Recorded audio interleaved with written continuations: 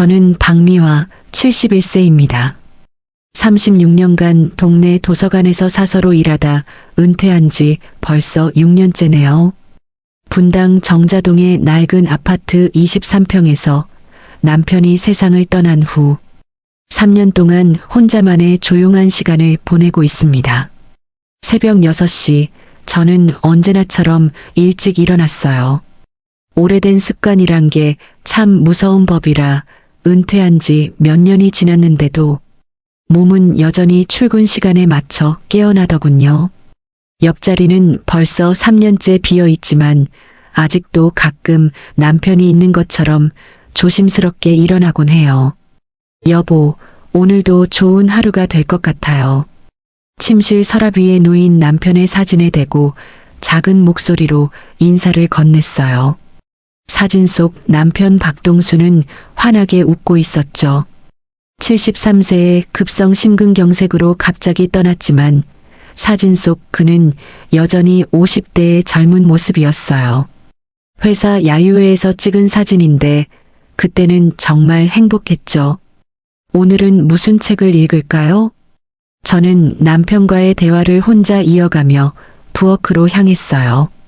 작은 라디오를 켜니 아침 뉴스가 흘러나왔습니다. 코스피가 어제 대비 1.2% 하락하며 2400선이 무너졌습니다. 개인 투자자들의 손실이 크게 늘어나고 있어 참 요즘은 온통 주식 이야기뿐이네요. 저는 고개를 저으며 라디오 채널을 돌렸어요. 클래식 음악이 나오는 채널을 찾아 볼륨을 낮춰놓고 혼자 먹을 소박한 아침을 준비했습니다. 계란 하나, 김 몇 장, 어제 남은 미역국. 이 정도면 충분하죠. 남편이 살아계실 때는 이맘때면 벌써 그의 아침 준비로 부산스러웠을 텐데요. 혈압약, 당뇨약 챙겨주고 도시락도 싸주고 지금 생각해보니 그때가 정말 행복했던 것 같아요. 바쁘다고 힘들다고 투덜거렸지만 말이에요. 식탁에 앉아 아침을 먹으며 창밖을 바라봤어요. 아파트 단지 안놀이터에서는 벌써 몇몇 아이들이 뛰어놀고 있었고 엄마들은 벤치에 앉아 스마트폰을 들여다보거나 수다를 떨고 있었습니다. 저는 문득 외로움을 느꼈어요. 저런 평범한 일상이 그립기도 했죠. 손주라도 있었으면 저 놀이터에서 함께 시간을 보낼 텐데. 준호는 결혼한 지 7년이 되었지만 아직 아이 계획이 없다고 하더군요. 지수가 일에 집중하고 싶다고 해서 미루고 있다는데 뭐 요즘 젊은 사람들은 다 그런 것 같아요. 아침을 마치고 저는 평소처럼 집안 정리를 시작했어요. 23평이라 그리 크지 않지만 혼자 살기엔 때때로 너무 넓게 느껴지기도 해요. 특히 밤이 되면 더욱 그렇죠. 거실 한켠에는 제가 도서관에서 가져온 책들이 빼곡히 꽂혀 있어요. 퇴직할 때 동료들이 미화 씨는 정말 책벌레라고 놀렸던 기억이 나네요. 36년간 사서로 일하면서 정말 많은 책들을 만났어요.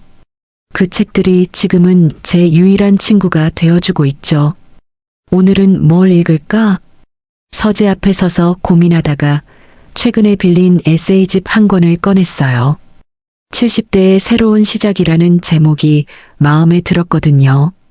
나이가 들수록 비슷한 처지의 사람들 이야기에 더 관심이 가더군요.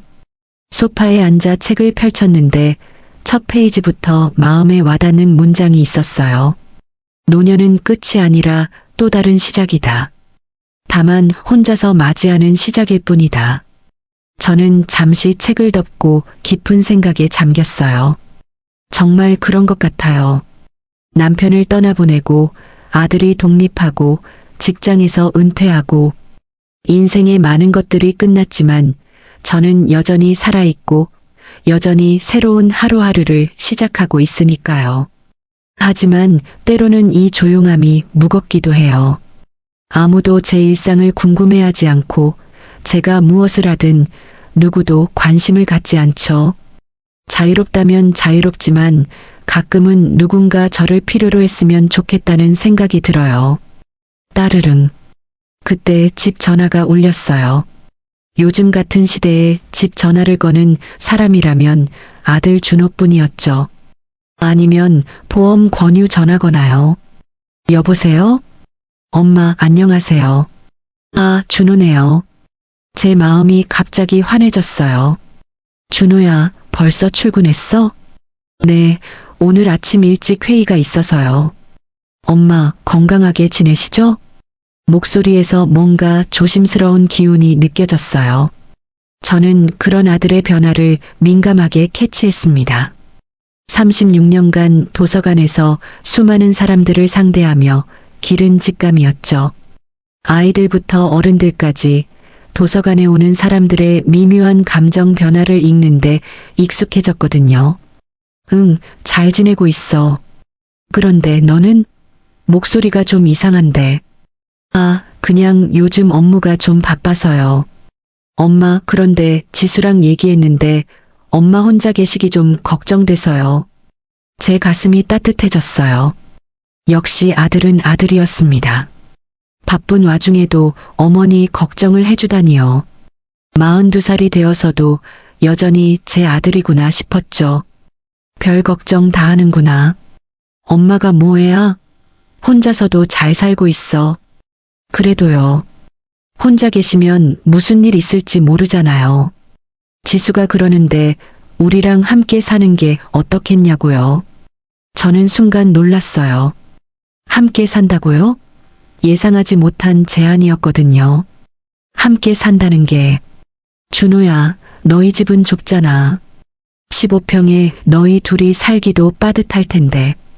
준호는 잠시 말을 망설이더군요. 전화 너머로 뭔가 고민하는 소리가 들렸어요. 엄마 집으로 저희가 이사 가는 거예요. 어차피 엄마 집이 더 넓고 엄마도 혼자 계시기 외로우실 텐데 서로 도움이 될 것 같아서요. 저는 복잡한 감정에 휩싸였어요. 한편으로는 아들과 며느리가 함께 지내자고 하니 고맙고 다른 한편으로는 오랫동안 혼자 지내온 터라 갑작스러운 변화가 부담스럽더라고요. 사실 준호는 대학 졸업 후 독립한 지 벌써 20년이 가까워져 가요. 결혼하고 나서는 더욱 만날 일이 적어졌죠. 한 달에 한두 번 안부 전화를 주고 명절이나 생일 때 잠깐 들르는 게 전부였어요. 그런데 갑자기 함께 살자니 어떻게 받아들여야 할지 모르겠더군요. 엄마 어떠세요? 부담스러우시면 일단 며칠만 함께 지내보시고 결정하셔도 돼요. 그래. 그럼 일단 며칠만. 좋아요. 지수가 정말 좋아할 거예요. 엄마한테 요리도 배우고 싶다고 했거든요. 그리고 엄마도 혼자 계시는 것보다는 훨씬 좋으실 거예요. 준호의 목소리에서 안도감이 느껴졌어요. 왜 그렇게 간절하게 함께 살고 싶어 하는 걸까요? 물론 제가 혼자 사는 걸 걱정해서겠지만 뭔가 다른 이유도 있는 것 같았어요. 전화를 끊은 후 저는 한동안 멍하니 앉아 있었어요. 3년간의 고독한 시간이 끝나는 건가요? 사실 외롭지 않다고 스스로를 위로해왔지만 가끔 밤이 되면 적막함이 무겁게 눌러왔던 것도 사실이었거든요. 특히 저녁 시간이 가장 힘들었어요. TV에서 가족들이 함께 둘러앉아 밥을 먹는 장면이 나올 때마다 괜히 채널을 돌리곤 했거든요. 혼자 먹는 저녁이 초라하게 느껴져서요. 그래, 가족이 함께 지내는 게 좋지. 저는 스스로를 달래며 집안을 둘러봤어요. 아들 부부가 오면 치워야 할 것들이 많았습니다. 남편의 유품들은 어떻게 할까요? 서재의 책들도 정리해야 하고 혼자 살 때는 괜찮았지만 다른 사람들과 함께 지내기엔 어수선한 것들이 한두 가지가 아니었어요. 그런데 한편으로는 기대도 되었어요. 오랜만에 집에 활기가 돌 것 같았거든요. 지수는 어떤 아이일까요? 준호와 결혼한 지 7년이 되었지만 사실 저희는 그리 가깝지 않았어요. 명절 때 인사 정도만 나누는 사이였죠. 점심시간이 되어서야 저는 정신을 차렸어요. 아들 부부가 온다니 장을 봐야겠더군요. 혼자 살 때는 대충 때워도 됐지만 이제는 그럴 수 없으니까요. 마트에 가서 장을 보는데 오랜만에 여러 명이 먹을 음식을 사니 기분이 이상했어요. 좋으면서도 어색하고 설레면서도 걱정되고. 할머니, 가족들 오시나 봐요? 마트 직원이 웃으며 말을 걸어왔어요. 제 장바구니를 보니 평소보다 훨씬 많은 식재료들이 들어있더군요. 네, 아들 부부가 함께 지내기로 해서요. 좋으시겠어요? 집이 북적거리면 정말 활기차잖아요. 집으로 돌아와서 저는 본격적인 청소에 들어갔어요. 구석구석 먼지를 닦고 이불도 새로 깔고 냉장고도 정리했죠. 오랜만에 이렇게 열심히 집안일을 하니 몸은 힘들었지만 마음은 뿌듯했어요. 오후 3시쯤 되니 현관문을 여는 소리가 들렸어요. 엄마, 저희 왔어요. 며느리 한지수가 환하게 웃으며 들어왔습니다. 32세의 지수는 피트니스 코치답게 탄탄한 몸매에 활기찬 미소를 지니고 있었어요. 운동복 차림으로 온 걸 보니 헬스장에서 바로 온 것 같더군요. 뒤따라 들어온 준호는 42세, 대기업 팀장답게 반듯한 인상이었지만 어딘지 피곤해 보였어요. 어머님, 정말 오랜만이에요. 안녕하세요. 지수는 정말 밝았어요. 제 손을 두 손으로 잡으며 정말 오랜만에 함께 지내게 되어 기뻐요라고 말하는 모습이 진심으로 보였습니다. 예전에 명절 때 만났을 때는 조금 어색해했는데 오늘은 정말 반가워하는 것 같았어요. 준호가 무거운 건 다 들고 올게요. 지수야, 엄마랑 먼저 들어가 있어. 네, 오빠. 어머님, 제가 저녁 준비 도와드릴게요. 뭐 좋아하시는 반찬 있으세요? 지수의 적극적인 모습에 제 마음이 누그러졌어요. 역시 젊은 사람들이 있으니 집안 분위기가 확 달라졌습니다. 3년 동안 혼자 지내면서 잊고 있었던 감정들이 다시 살아나는 것 같았어요. 지수야, 고마워. 그런데 너무 부담스러워하지 마. 우리 그냥 편하게 지내자. 전혀 부담스럽지 않아요. 사실 제가 어머님께 요리 배우고 싶었거든요. 오빠가 항상 어머님 요리가 최고라고 자랑하셨거든요. 아, 준호가 그랬다고요? 괜히 어깨가 으쓱해지더군요. 아들이 바깥에서 제 요리 자랑을 했다니 어머니로서 얼마나 뿌듯한지 모르겠어요. 저녁 준비를 하면서 지수는 쉴 새 없이 말을 걸어왔어요. 정말 밝고 활발한 성격인 것 같았어요. 어머님, 요리 정말 잘하시네요. 저는 헬스장에서만 지내서 요리를 거의 못해요. 오빠가 항상 배달 음식이나 사 먹자고 해서. 그래. 그럼 이번 기회에 천천히 배우면 돼. 어려운 게 아니야. 정말요? 너무 좋아요. 아, 그리고 어머님, 혹시 투자 같은 거 해보신 적 있어요? 요즘 주식이나 펀드 같은. 갑자기 투자 이야기가 나와서 저는 조금 당황했어요. 왜 갑자기 그런 얘기를 하는 걸까요? 그런 건 잘 몰라. 남편이 살아계실 때도 그런 건 안 했어. 무서워서. 아, 그렇구나. 사실 요즘 은퇴하신 분들도 많이 하시던데.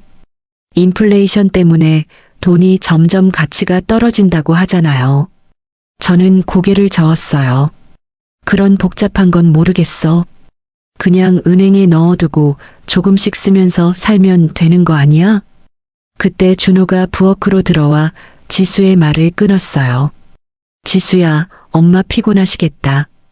오늘은 그냥 편히 계시게 해드려. 준호가 왜 갑자기 지수의 말을 막는 걸까요? 뭔가 이상했어요. 지수의 표정도 살짝 어두워지는 것 같았고요. 오빠가 맞아요. 어머님, 오늘은 제가 다 할게요. 편히 앉아 계세요. 그날 저녁 식탁은 정말 오랜만에 북적거렸습니다. 3년 동안 혼자 먹던 밥이 이렇게 맛있을 줄 몰랐어요. 아들과 며느리가 있으니 반찬도 더 맛있게 느껴졌습니다. 엄마, 정말 맛있어요. 역시 어머니 손맛이에요. 그러게요, 어머님. 이런 집밥을 언제 먹어봤나 싶어요. 요즘 바빠서 계속 대충 때웠거든요. 지수야, 너무 많이 먹지 마. 살찐다고 신경 쓰잖아. 괜찮아요, 오빠. 어머님 음식은 특별해요. 이거 먹고 운동 더 열심히 하면 되죠. 저는 흐뭇하게 웃었어요. 이런 게 가족이구나 싶었죠. 왜 이렇게 오랫동안 혼자 지냈을까 싶을 정도로 마음이 따뜻했어요. 하지만 식사 중간중간 준호와 지수가 주고받는 눈빛이 조금 이상했어요. 뭔가 서로에게 전하고 싶은 말이 있는 것 같았지만 제가 있어서 하지 못하는 느낌이었죠. 엄마, 우리 진짜 여기서 계속 살면 안 될까요? 준호가 조심스럽게 물었어요. 그래도 되겠어? 너희도 불편할 텐데. 신혼도 아니고. 신혼이 뭐예요? 결혼한 지 7년 됐는데. 지수가 웃으며 말했어요. 전혀 불편하지 않아요. 오히려 저희가 더 좋아요. 어머님한테 배울 것도 많고, 혼자 계시게 둘 수도 없고, 그리고 엄마 사실. 준호가 말을 시작하려다 지수가 눈짓을 보냈어요. 준호는 입을 다물었죠. 뭐가 사실? 아무것도 아니에요. 그냥 엄마랑 함께 지내고 싶다는 말이에요. 뭔가 숨기는 게 있는 것 같았지만 저는 그냥 넘어갔어요. 첫날인데 너무 캐묻기도 그렇고. 그럼 당분간 함께 지내보자. 정말요? 어머님 감사해요. 지수가 손뼉을 치며 좋아했어요. 식사 후에 설거지를 하면서 저는 지수와 더 많은 이야기를 나눴어요. 어머님, 사실 저희가 이렇게 함께 지내고 싶었던 이유가 또 있어요. 뭔데? 요즘 경제가 어렵잖아요. 저희도 그렇고 어머님도 혼자 계시면서 여러 가지 걱정이 많으실 것 같아서 함께 지내면 생활비도 절약되고 서로 도움도 되고 그런 이유도 있었구나 싶었어요. 요즘 젊은 사람들이 경제적으로 힘들다는 얘기를 뉴스에서 많이 들었거든요. 그래, 함께 지내면 서로 도움이 되겠네. 그날 밤 잠자리에 들면서 저는 오랜만에 마음이 따뜻했어요. 집안에 사람들의 기척이 있다는 것만으로도 이렇게 안정감을 줄 줄 몰랐거든요. 거실에서 들려오는 아들 부부의 작은 대화 소리, 며느리가 늦게까지 설거지하는 소리, 준호가 TV를 보며 가끔 내는 웃음소리. 모든 게 저에게는 달콤한 자장가였어요. 하지만 잠이 들기 직전 거실에서 들려오는 대화가 조금 이상했어요. 정말 괜찮을까? 걱정하지 마.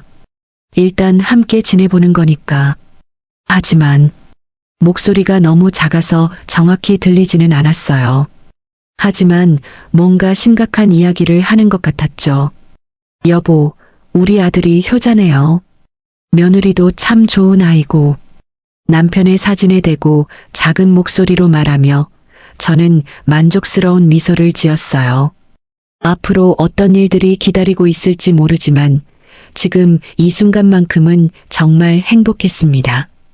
71년을 살아오면서 이런 평범한 행복이 이렇게 소중한 줄 새삼 깨달았어요. 하지만 저는 아직 몰랐죠.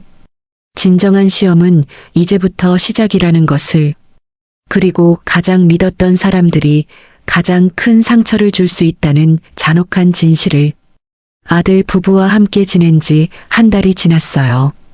처음 몇 주는 정말 행복했습니다. 오랜만에 활기 넘치는 우리 집, 함께 둘러앉은 저녁 식탁, 며느리의 밝은 웃음소리. 3년 동안 고요하기만 했던 이 집에 다시 생명력이 돌아온 것 같았어요. 아침마다 준호가 출근 준비를 하는 소리, 지수가 헬스장에 가기 전에 어머님 다녀올게요. 라고 인사하는 목소리, 저녁에 함께 TV를 보며 웃는 소리들. 이 모든 게 저에게는 선물 같았죠. 어머님, 오늘 뭐 드시고 싶어요? 지수는 매일 아침 이런 식으로 물어봤어요. 정말 착한 며느리라고 생각했죠. 요리도 열심히 배우려고 했고 집안일도 도와주고. 지수야, 내가 너무 신경 쓰지 마. 엄마가 다 할게. 괜찮아요, 어머님. 저도 배우고 싶어요. 그런데 며칠 전부터 뭔가 분위기가 달라지기 시작했어요. 처음엔 제가 예민한 건가 싶었는데 점점 확실해지더군요. 가장 먼저 눈치챈 건 준호의 변화였어요. 평소보다 늦게 들어오는 날이 많아졌고 집에 있을 때도 자꾸 핸드폰을 들여다봤죠. 식사 중에도 핸드폰을 놓지 않아서 제가 밥 먹을 때는 핸드폰 그만 봐라고 말한 적도 몇 번 있었어요. 죄송해요, 엄마. 회사 일이 급해서. 하지만 준호의 표정을 보면 회사 일 같아 보이지 않았어요. 뭔가 걱정스러워하는 기색이 역력했거든요. 지수도 마찬가지였어요. 처음엔 그렇게 밝고 활발했는데 요즘은 가끔 멍하니 허공을 바라보며 한숨을 쉬는 모습을 보곤 했어요. 지수야, 무슨 일 있어? 아니에요, 어머님. 그냥 좀 피곤해서. 하지만 피곤함 때문만은 아닌 것 같았어요. 제가 36년간 사서로 일하면서 사람들을 많이 봤는데 뭔가 고민이 있을 때 사람들이 보이는 표정이라는 게 있거든요. 결정적인 변화를 느낀 건 어제 저녁이었어요. 저는 평소처럼 9시에 방으로 들어가 책을 읽고 있었는데 거실에서 아들 부부가 대화하는 소리가 들려왔어요. 처음에는 별 신경 안 쓰고 있었는데 목소리 톤이 심각해지더군요. 준호야, 이거 어떻게 할 거야? 지수의 목소리였어요. 평소의 밝은 톤과는 완전히 달랐죠. 조금만 더 기다려보자. 반등할 수도 있어. 반등? 벌써 한 달째 떨어지고 있는데? 우리가 넣은 돈이 얼마인데? 저는 책을 덮고 귀를 기울였어요. 뭔가 중요한 얘기를 하고 있는 것 같았거든요. 지수야, 목소리 좀 낮춰.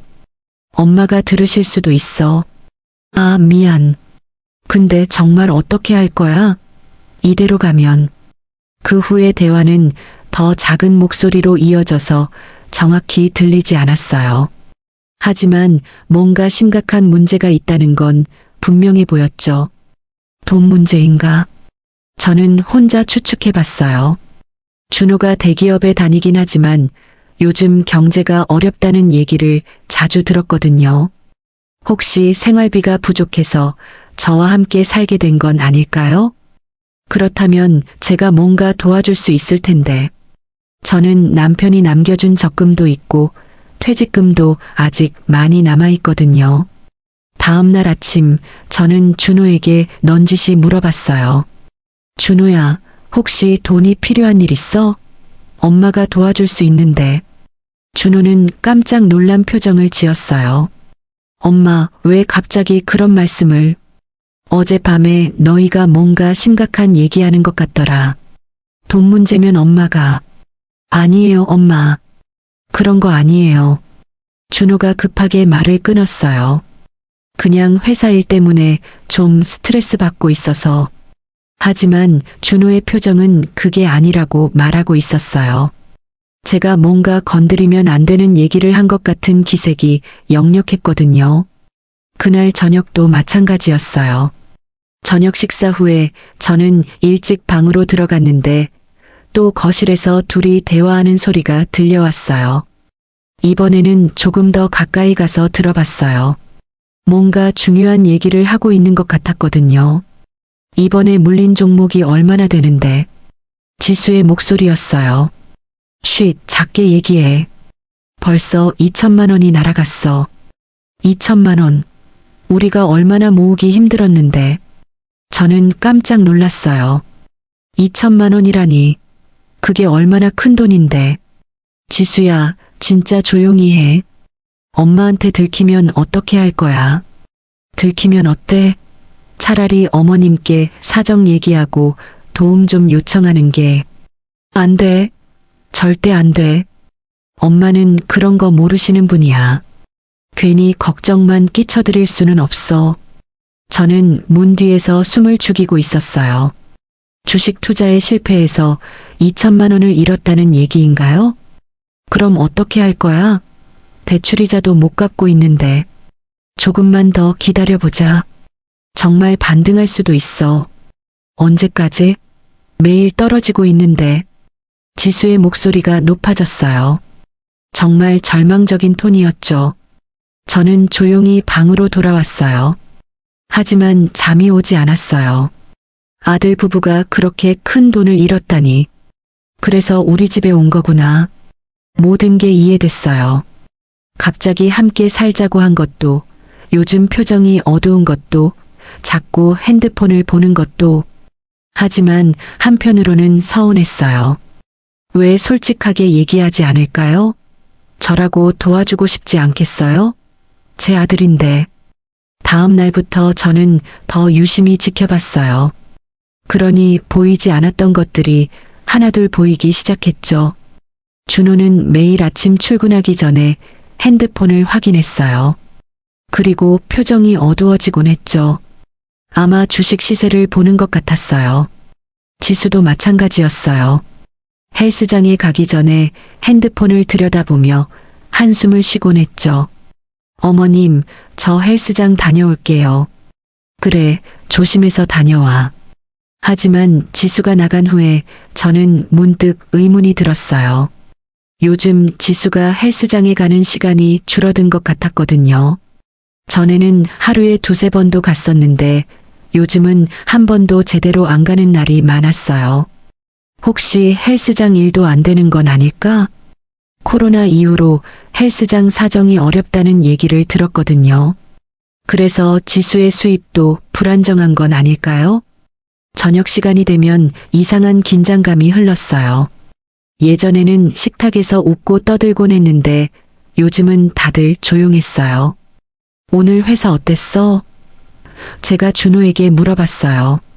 네, 그냥 평상시와 같았어요. 지수는? 오늘 수업은 어땠고? 아, 네. 괜찮았어요. 대답은 하지만 뭔가 마음이 없는 대답들이었어요. 둘 다 다른 생각에 빠져 있는 것 같았죠. 그리고 며칠 후, 저는 더 충격적인 대화를 엿듣게 됐어요. 준호야, 정말 어떻게 할 거야? 카드값도 못 내겠어. 알고 있어. 나도 답답해. 은행에서 연락 왔어. 대출 연체됐다고. 며칠만 더 기다려보자. 며칠을 기다려? 벌써 한 달째야. 너 정신 좀 차려. 지수가 목소리를 높였어요. 평소에 그렇게 다정했던 지수가 준호에게 화를 내는 모습을 보니 정말 심각한 상황인 것 같았어요. 지수야, 목소리 좀. 목소리? 지금 목소리가 문제야? 우리 이대로 가면 정말 망하는 거야. 그러니까 조용히 하라고. 저는 가슴이 답답했어요. 제 아들이 이렇게 힘들어하고 있는데 저는 아무것도 모른 척하고 있어야 하는 건가요? 그날 밤 저는 잠을 이룰 수 없었어요. 계속 아들 부부 걱정만 하고 있었거든요. 내가 뭔가 도와줄 수 있을 텐데. 저는 남편이 남겨준 적금이 5천만 원 정도 있어요. 그리고 제 퇴직금도 8천만 원 정도 남아 있고요. 아들이 정말 어려우면 도와주고 싶은데 왜 말을 안 하는 걸까요? 다음 날 아침 저는 용기를 내어 준호에게 말했어요. 준호야, 엄마가 하나만 물어볼게. 너희가 지금 돈 때문에 힘들어하고 있는 거 맞지? 준호는 깜짝 놀란 표정을 지었어요. 엄마, 왜 그런? 엄마가 바보야? 요즘 너희 둘이 어떤지 다 보고 있어. 밤마다 걱정되는 얘기하는 것도 들렸고. 준호의 얼굴이 빨갛게 달아올랐어요. 엄마, 저희가 엄마한테 걱정 끼쳐드리려고 한 게 아니에요. 그러니까? 왜 걱정을 끼친다고 생각해? 엄마가 도와줄 수 있는데. 엄마, 솔직히 말해봐. 얼마나 어려운데? 준호는 한참을 망설이더니 결국 고개를 숙였어요. 사실 주식 투자에 실패해서 많은 돈을 잃었어요. 얼마나? 2천만 원 정도요. 그리고 대출도 있어서 저는 마음이 아팠어요. 제 아들이 이렇게 힘들어하고 있었는데 저는 전혀 몰랐거든요. 그럼 엄마가 안 돼요, 엄마. 저희 문제예요. 엄마한테 패 끼칠 수는 없어요. 무슨 패야? 아들이 어려우면 엄마가 도와주는 게 당연하지. 하지만 준호는 고개를 저었어요. 정말 괜찮아요. 저희가 알아서 할게요. 그날 저녁 지수와 준호가 또 대화하는 소리가 들렸어요. 어머님이 알고 계신 것 같아. 그러게. 미안해, 지수야. 내가 조심했어야 했는데. 이제 어떻게 할까? 어머님이 도와주겠다고 하시는데. 안 돼. 엄마 돈에는 손댈 수 없어. 하지만, 지수야, 우리 힘으로 해결하자. 시간이 좀 걸리더라도. 저는 준호의 고집이 이해되면서도 답답했어요. 왜 가족인데 이렇게 선을 긋는 걸까요? 그런데 며칠 후, 저는 더 놀라운 얘기를 듣게 됐어요. 준호야, 이러다가 진짜 집까지 넘어가는 거 아니야? 그런 일은 없을 거야. 없을 거야? 벌써 연체가 2달째인데? 은행에서 담보 얘기하기 시작했어. 담보? 무슨 담보 얘기일까요? 설마 저희 집을 담보로 대출을 받은 건 아니겠죠? 지수야, 그런 최악의 상황은 생각하지 말자. 최악의 상황? 지금도 충분히 최악이야. 우리가 어머님 집에서 살면서 이런 짓을 하고 있다는 게. 조용히 해. 저는 온몸이 얼어붙는 것을 느꼈어요. 설마 정말로 저희 집을 담보로? 그날 밤 저는 전혀 잠을 잘 수 없었어요. 아들 부부의 상황이 제가 생각했던 것보다 훨씬 심각한 것 같았거든요. 그리고 무엇보다 저에게 솔직하게 얘기하지 않는다는 게 서운했어요. 가족인데 왜 이렇게 숨기려고 할까요? 내일은 정말 솔직하게 대화해보자. 저는 그렇게 마음먹고 힘겹게 잠이 들었어요. 하지만 저는 아직 몰랐죠. 진짜 충격적인 진실은 따로 있다는 것을. 그리고 그 진실을 알게 되는 순간 제 인생이 완전히 바뀌게 될 거라는 것을. 엄마 명의로 대출만 받자. 그날은 10월의 마지막 밤이었어요. 하루 종일 비가 내려서 집안이 유독 차갑게 느껴졌죠. 저는 평소보다 일찍 침실로 들어가 책을 읽고 있었어요. 요즘 잠이 잘 안 와서 독서로 시간을 보내곤 했거든요. 아들 부부와 함께 지낸 지 벌써 2달이 되어 가는데 상황은 나아지기는커녕 더 악화되고 있는 것 같았어요. 어제도 지수가 울먹이는 소리를 들었거든요. 정말 마음이 아팠죠. 시계를 보니 밤 10시였어요. 평소 같으면 아들 부부도 각자 방으로 들어갈 시간인데 오늘은 거실에서 계속 대화하는 소리가 들려왔어요. 처음에는 별 신경 안 쓰고 있었는데 목소리가 점점 높아지더군요. 뭔가 심각한 얘기를 하고 있는 것 같았어요. 저는 책을 덮고 귀를 기울였어요. 그동안 아들 부부가 숨기고 있던 게 뭔지 정확히 알고 싶었거든요. 준호야, 정말 이대로는 안 돼. 벌써 3개월째야. 지수의 목소리였어요. 평소의 밝은 톤과는 완전히 달랐죠. 절망적이고 지친 목소리였어요. 알고 있어. 나도 매일 생각하고 있어. 생각만 하면 뭐해? 행동해야지. 그럼 어떻게 하라고? 내가 뭘 더 할 수 있는데? 준호의 목소리도 짜증 섞여 있었어요. 제가 아는 차분한 아들의 모습과는 너무 달랐죠. 저는 침대에서 조용히 일어났어요. 방문 틈으로 거실 쪽을 살짝 들여다봤죠. 아들 부부가 소파에 마주 앉아 있었어요. 테이블 위에는 여러 개의 서류들이 펼쳐져 있었고 지수는 손으로 머리를 감싸고 있었어요. 지수야, 우리 좀 더 기다려보자. 주식이 반등하면. 반등? 언제? 벌써 4천만 원이 날아갔는데. 4천만 원? 저는 깜짝 놀랐어요. 전에 들었을 때는 2천만 원이었는데 이제 4천만 원이라니. 그러니까 목소리 좀 낮춰. 엄마가 깰 수도 있어. 깨면 어때? 차라리 어머님께 사실대로 얘기하자. 우리가 이렇게 숨기고 있는 게 맞나? 안 돼. 절대 안 돼. 준호가 목소리를 높였어요. 그 모습이 너무 절박해 보였죠. 왜 안 돼? 엄마는 그런 거 모르시는 분이야. 평생 책만 읽으시고 조용히 살아오신 분인데 우리가 이런 더러운 일로 걱정 끼쳐드릴 수는 없어. 더러운 일? 저는 가슴이 아팠어요. 아들이 제가 세상 물정 모르는 사람이라고 생각하고 있었구나. 그럼 어떻게 할 거야? 이대로 가면 우리 정말 망하는 거야. 신용불량자 되는 거라고. 지수가 울먹이기 시작했어요. 정말 절망적인 상황인 것 같았어요. 준호는 한참 동안 말이 없었어요. 머리를 감싸고 깊은 고민에 빠져 있는 것 같았죠. 그리고 마침내 입을 열었어요. 지수야, 한 가지 방법이 있긴 해. 뭔데? 엄마 명의로 대출을 받는 거야. 저는 온몸이 얼어붙는 것을 느꼈어요. 제 명의로 대출을? 엄마 명의로? 응. 엄마는 집도 있고 적금도 있고 신용도도 좋으시니까 우리보다 훨씬 조건이 좋을 거야. 하지만 어머님 동의 없이는. 동의? 우리가 받는 거야. 엄마는 모르게. 저는 믿을 수 없었어요.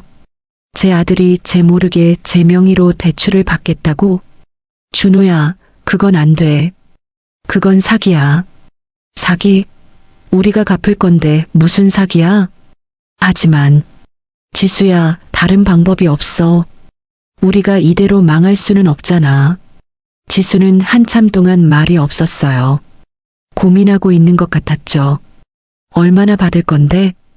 1억 정도면 충분할 것 같아. 빚도 정리하고 새로 투자할 여유자금도 마련하고. 새로 투자?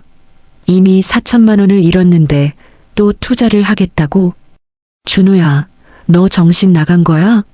또 투자해서 또 잃으면 어떻게 할 거야? 이번에는 다를 거야. 내가 확실한 정보를 얻었거든. 확실한 정보? 전에도 그렇게 말했잖아. 지수의 목소리가 높아졌어요. 지수야, 제발 믿어줘. 이번이 마지막 기회야. 마지막 기회? 어머님 명의로 대출받아서 또 날리면 어떻게 할 거야? 어머님은 어떻게 되는데? 준호는 잠시 말을 멈췄어요. 그리고 낮은 목소리로 말했죠. 그런 일은 없을 거야. 내가 책임질게. 책임? 뭘로 책임져? 우리가 지금까지 뭘 책임졌는데? 저는 더 이상 들을 수가 없었어요. 제 아들이, 제가 그렇게 믿고 사랑했던 아들이 저를 속여서 제 명의로 대출을 받으려 한다니. 하지만 더 충격적인 건 그 다음 대화였어요. 지수야, 사실 나도 이미 알아봤어. 뭘? 엄마 명의로 대출 받는 방법. 은행에 가서 상담받아 봤거든. 정말? 응. 생각보다 어렵지 않더라. 엄마 도장하고 신분증만 있으면. 도장? 어머님 도장을 어떻게 해? 엄마가 안방에 보관하시는 거 봤어. 서랍장 2번째 칸에 있더라. 저는 소름이 돋았어요. 아들이 제 도장이 어디 있는지까지 파악하고 있었다니. 준호야, 그건 진짜 안 돼. 그건 범죄야. 범죄? 내가 갚을 건데 무슨 범죄야? 그냥 잠시 빌리는 거야. 잠시? 1억을 언제 갚을 건데? 빨리 갚을게. 이번 투자만 성공하면. 또 투자 얘기야? 정신 좀 차려. 두 사람의 목소리가 점점 높아졌어요. 저는 가슴이 두근두근 뛰었죠. 지수야, 다른 방법이 진짜 없어. 우리가 이대로 망할 수는 없잖아. 그럼 어머님께 솔직하게 말하자. 우리 상황 얘기하고 도움 요청하자. 안 돼. 그럼 엄마가 얼마나 실망하시겠어? 아들이 이 모양이라니. 실망? 지금 우리가 하려는 짓이 더 실망스러운 거 아니야? 준호는 한참 동안 말이 없었어요. 그리고 깊은 한숨을 쉬었죠. 지수야, 일단 엄마 계좌에 현금이 얼마나 있는지부터 알아보자. 계좌? 응. 엄마가 가끔 통장 보시는 걸 봤거든. 적금 통장, 예금 통장. 그것도 몰래 봐? 우리가 살아남기 위해서야. 어쩔 수 없어. 저는 더 이상 참을 수 없었어요. 제가 사랑하는 아들이 저를 완전히 이용하려고 하고 있었거든요. 하지만 동시에 너무 충격적이어서 믿어지지 않기도 했어요. 정말 제 아들이 이런 생각을 하고 있는 건가요? 지수야, 내일 엄마가 외출하시면 통장이랑 도장 위치를 정확히 파악해보자. 준호야. 그리고 은행에 한 번 더 가서 정확한 절차를 알아보자. 엄마 신분증 사본도 필요할 거야. 신분증 사본? 응. 엄마가 주민센터 가실 때 같이 따라가서 슬쩍. 저는 온몸이 떨렸어요. 이게 정말 제 아들이 하는 말인가요? 그때 지수가 갑자기 일어섰어요. 안 돼, 준호야. 이건 정말 안 돼. 지수야. 어머님은 우리를 믿고 계시는데 우리가 어떻게 이런 짓을 할 수 있어? 이건 사기야, 완전히. 그럼 다른 방법이 있어? 없어. 없으니까 더 안 되는 거야. 지수가 울기 시작했어요. 정말 절망적인 울음소리였어요. 지수야, 울지 마. 우리가 꼭 성공해서 엄마한테도 보답할게. 보답? 이런 식으로? 일단 위기만 넘기자. 그 다음에 생각해보자. 저는 더 이상 들을 수 없어서 침대로 돌아왔어요. 하지만 잠이 올 리 없었죠. 제 아들이, 제가 그렇게 사랑했던 아들이 저를 속여서 제 명의로 1억 원 대출을 받으려 한다니. 그동안 함께 살면서 제가 혼자 있을 때마다 제 방을 기웃거렸던 것도, 제 서류를 관심 있게 지켜봤던 것도 모두 이런 계획 때문이었구나. 저는 베개를 끌어안고 울었어요. 70년을 넘게 살면서 이렇게 절망적인 기분을 느껴본 적이 없었거든요. 새벽 2시가 넘어서야 거실이 조용해졌어요. 아들 부부도 각자 방으로 들어간 것 같았죠. 하지만 저는 여전히 잠들 수 없었어요. 계속 그 대화가 머릿속에서 맴돌았거든요. 엄마 명의로 대출만 받자. 도장하고 신분증만 있으면. 통장이랑 도장 위치를 파악해보자. 이게 정말 제 아들의 입에서 나온 말인가요? 저는 새벽까지 뒤척이다가 결국 한 가지 결심을 했어요. 내일 모든 것을 확인해보자. 아들이 정말로 제 모르게 무언가를 계획하고 있는지, 제 통장과 도장을 노리고 있는지 정확히 알아봐야 했어요. 그리고 만약 정말이라면 저는 어떻게 해야 할까요? 동쪽 하늘이 밝아올 때까지 저는 그 질문에 대한 답을 찾지 못했어요. 하지만 한 가지는 확실했어요. 제가 지금까지 알고 있던 아들 준호는 이미 존재하지 않는다는 것. 그리고 진짜 위험은 이제부터 시작이라는 것. 새벽 5시가 되어서야 저는 간신히 잠들 수 있었어요. 하지만 얕은 잠이었죠. 계속 악몽을 꾸었거든요. 아들이 제 통장을 들고 달아나는 꿈, 제 도장으로 이상한 서류에 찍는 꿈. 7시에 일어나니 온몸이 무거웠어요. 하지만 해야 할 일이 있었죠. 어젯밤 들은 대화가 정말인지 확인해 봐야 했어요. 부엌으로 나가니 준호가 먼저 일어나 있었어요. 평소보다 일찍 일어난 것 같았죠. 엄마, 일찍 일어나셨네요. 응, 잠이 안 와서. 준호를 바라보니 어젯밤에 그 사람이 맞나 싶었어요. 지금은 평소처럼 다정한 아들의 모습이었거든요. 오늘 회사 가는 길에 은행 좀 들를 일이 있어요. 준호가 말했어요. 제 심장이 쿵 떨어졌어요. 설마 정말로? 무슨 일로? 아, 그냥 제 통장 일로. 별거 아니에요. 거짓말이었어요. 어젯밤 대화를 들은 저는 알 수 있었죠. 준호가 출근한 후 저는 바로 제 방으로 들어갔어요. 서랍장 두 번째 칸을 열어봤죠. 제 도장이 있는 곳 말이에요. 도장은 그대로 있었어요. 하지만 위치가 미묘하게 달랐어요. 누군가 만진 흔적이 있었죠. 정말로. 저는 다른 서랍들도 확인해 봤어요. 통장들이 들어있는 곳, 신분증이 들어있는 곳, 모든 게 조금씩 어긋나 있었어요. 그때 지수가 헬스장에 간다며 나갔어요. 저는 기회라고 생각했죠. 핸드폰을 꺼내서 녹음 앱을 켰어요. 어젯밤 대화를 증거로 남겨야겠다고 생각했거든요. 저녁이 되자 아들 부부가 또 거실에서 대화하기 시작했어요. 저는 핸드폰을 들고 조용히 문 근처로 갔죠. 어떻게 됐어? 지수의 목소리였어요. 은행에서 확인해 봤는데 엄마 신용으로는 1억 5천까지도 가능하대. 1억 5천? 응. 집을 담보로 잡으면 말이야. 집을 담보로? 저는 온몸이 떨렸어요. 준호야, 그건 정말 안 돼. 어머님 집까지. 괜찮아.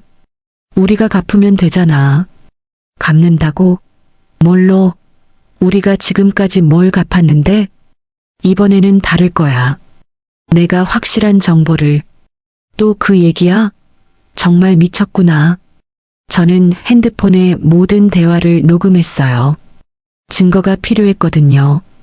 지수야, 내일 엄마가 시장 가시는 동안 서류 좀 확인해 보자. 서류? 통장, 도장, 신분증. 정확한 위치 파악하고 필요하면 복사도 하고. 복사? 은행에서 신분증 사본 필요하다고 했거든. 그리고 엄마 서명도 연습해야 하고. 서명 연습? 저는 믿을 수 없었어요. 다음 날 아침 저는 일부러 시장에 간다고 말했어요. 엄마, 천천히 다녀오세요. 준호가 웃으며 말했죠. 하지만 저는 시장에 가지 않았어요. 대신 집 근처 카페에서 기다리고 있다가 1시간 후에 조용히 집으로 돌아왔어요. 집안이 조용했어요. 아들 부부가 제 방에서 뭔가 하고 있는 것 같았죠. 저는 현관에서 신발을 벗지 않고 조용히 복도로 들어갔어요. 제 방문이 살짝 열려 있었거든요. 안을 들여다보니 준호와 지수가 제 서랍을 뒤지고 있었어요. 이게 엄마 도장이야. 준호가 말했어요. 이름 확인해봐. 지수가 답했어요. 박미화. 맞아. 이걸로 하면 돼. 저는 더 이상 참을 수 없었어요. 방문을 벌컥 열고 들어갔죠. 뭐 하는 거야? 준호와 지수가 깜짝 놀라며 돌아봤어요. 준호 손에는 제 도장이 들려 있었고 지수 손에는 제 통장이 들려 있었죠. 엄마, 언제 오셨어요? 내가 언제 왔는지가 중요해. 지금 뭐 하고 있는 거냐고. 그게 저희가. 말해봐. 내 도장 가지고 뭐 하려던 거야? 준호는 한참 말을 못했어요. 지수는 울음을 터뜨렸죠. 엄마, 죄송해요. 죄송하다고? 미안하다고 되는 일이야? 저는 핸드폰을 꺼냈어요. 이거 들어봐. 어젯밤 녹음한 대화를 틀었어요. 엄마 명의로 대출만 받자. 도장하고 신분증만 있으면. 집을 담보로 잡으면. 준호의 얼굴이 새하얘졌어요. 엄마, 이건 뭐야? 내가 잘못 들었어? 엄마, 저희가 정말 어려워서, 다른 방법이 없어서 어머니를 속이려 했다는 거야? 지수가 무릎을 꿇었어요. 어머님, 정말 죄송해요. 저희가 미쳤었어요. 미쳤다고? 그럼 지금은 정신 차렸어? 저는 준호를 똑바로 바라봤어요. 준호야, 너는 뭐라고 할 거야? 준호는 고개를 숙였어요. 죄송합니다, 엄마. 죄송하다고 끝이야? 저는 더 이상 참을 수 없었어요. 너희가 훔치려던 건 돈이 아니야. 내 이름이야. 내 평생의 신용이야. 준호가 고개를 들었어요. 엄마, 71년 동안 한 번도 남에게 피해 준 적 없이 살아온 내 이름을 너희가 망쳐버리려 했어. 엄마, 저희가 갚을 거였어요. 갚는다고? 뭘로? 또 주식으로? 제 목소리가 점점 높아졌어요. 너희는 이미 4천만 원을 날렸잖아. 그런데 또 1억을 빌려서 또 도박을 하려고? 도박이 아니에요, 엄마. 투자예요. 투자? 4천만 원 날린 게 투자야? 저는 두 사람을 번갈아 바라봤어요. 당장 나가. 엄마.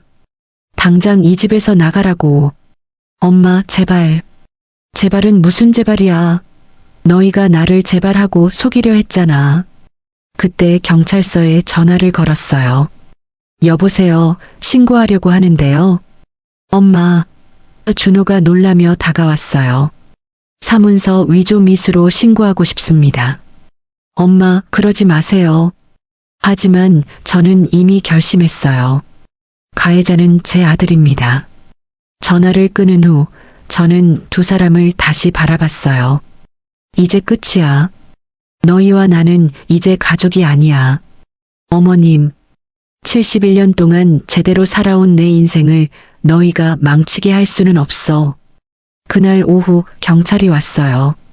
준호와 지수는 경찰서에 가서 조사를 받았죠. 저는 혼자 집에 앉아서 생각했어요. 이게 맞는 걸까? 하지만 후회하지 않았어요. 제 이름을, 제 존엄을 지키는 게 더 중요했거든요.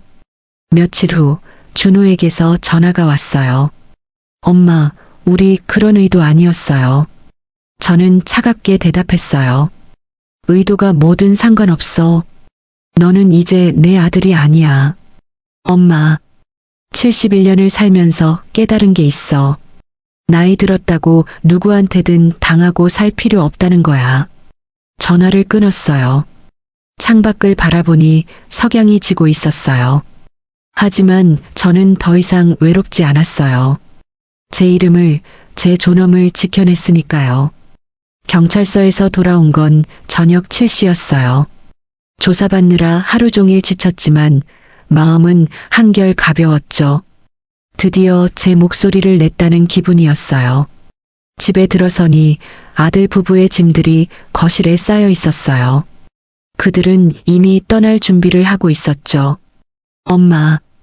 준호가 조심스럽게 다가왔어요. 얼굴이 많이 초췌해져 있었어요. 하지만 저는 더 이상 마음이 아프지 않았어요. 이미 마음의 정리가 끝났거든요. 말할 것 있으면 빨리 해. 엄마, 정말 죄송해요. 저희가 정말 잘못했어요. 지수도 옆에서 울고 있었어요. 하지만 저는 흔들리지 않았어요. 이제 와서 무슨 소용이야? 엄마, 제발 한 번만 더 기회를. 기회? 저는 준호를 똑바로 바라봤어요. 내가 나한테 준 기회가 뭐 있었는데? 엄마, 너는 나를 무능하고 세상 모르는 늙은이라고 생각했지? 속이기 쉬운 호구라고 생각했고? 준호는 고개를 숙였어요. 그런 게 아니에요. 그럼 뭐야? 사랑이야? 효도야? 저는 냉소적으로 웃었어요. 70년 넘게 살면서 이런 사랑과 효도는 처음이네. 그때 지수가 무릎을 꿇었어요. 어머님, 정말 죄송해요. 저희가 너무 절망적이어서 판단력을 잃었어요. 절망적이면 남을 속여도 된다는 거야? 그런 게 아니라. 그럼 뭐야? 설명해봐. 지수는 한참을 울기만 했어요. 설명할 말이 없었던 것 같죠. 저는 소파에 앉아서 두 사람을 바라봤어요. 너희가 알아야 할 게 하나 있어. 뭐예요? 나는 세상 모르는 늙은이가 아니야. 준호와 지수가 고개를 들었어요. 36년 동안 도서관에서 일하면서 정말 많은 사람들을 봤어. 너희 같은 사람들도 많이 봤고. 엄마, 도서관에 와서 주식책만 뒤적거리던 사람들, 투자 전문서만 읽다가 결국 망해서 도서관에서 하루 종일 시간 때우던 사람들. 정말 많이 봤어. 저는 쓴웃음을 지었어요. 그 사람들이 하는 말이 딱 너희와 똑같더라. 이번에는 다를 거야. 확실한 정보가 있어. 곧 반등할 거야. 준호의 얼굴이 빨개졌어요. 그리고 그 사람들이 어떻게 됐는지도 다 봤어. 가족 잃고, 집 잃고, 신용 잃고, 결국 혼자가 되더라.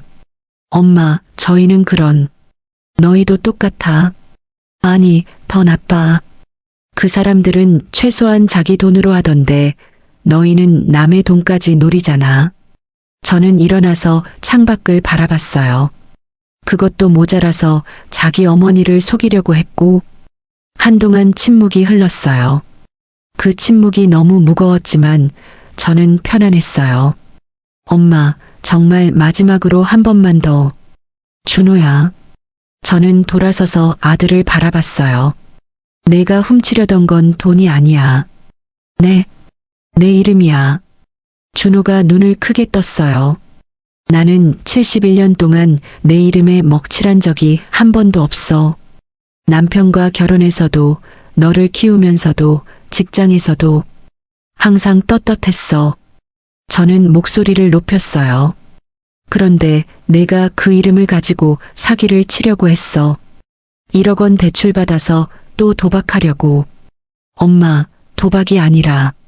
닥쳐. 저는 처음으로 아들에게 소리를 질렀어요. 지금까지 내 변명 충분히 들었어. 준호는 놀라서 뒤로 물러났어요.